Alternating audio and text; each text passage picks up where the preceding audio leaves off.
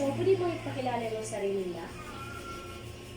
Oo. Ako, si Catalina Dumadilihas, 71 years old, naukay din niya barangay San Agustin, Gandar, Samar.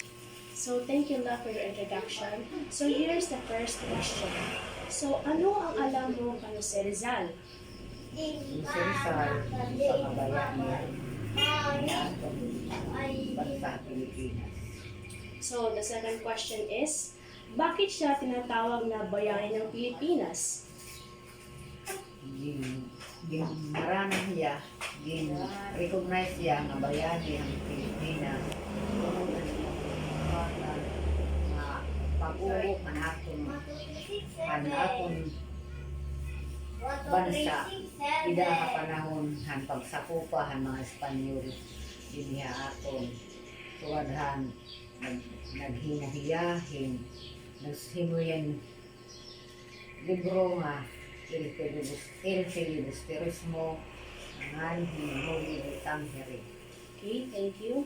So, here's the last question. Ano sa tingin mo ang mabuting ugali ng Jose Rizal na dapat tularan? Yung si Rizal, usahiya nga sering pa anakong nilabaruan ng English, patriot. May dahiya, patriotism, batasan, usahiya nga brave. Ang dami kisuan. Usahiya tiya nga intelligent and genius.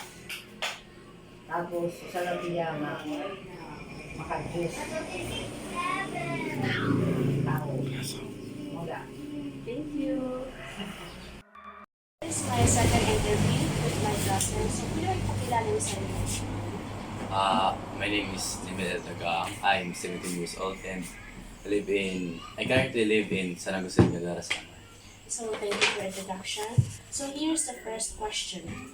Ano ang alam mo kay Jose Rizal? Siya ang manunulat ng nobelang No Limit ang Heri at Filibusterismo. Okay, thank you. So, here's the second question. Bakit siya tinatawag na bayani ng Pilipinas? Dahil siya ang nanguna sa revolusyon sa mga Espanyol. Okay. So, here's the last question. Ano sa tingin mo ang mabuting ugali ng Jose Rizal na dapat tularan?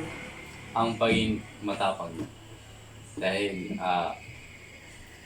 sa katapangan niya ay nahikayat ang ibang mga Pilipino na mag-rebellion sa mga Espanyol na nanakaw sa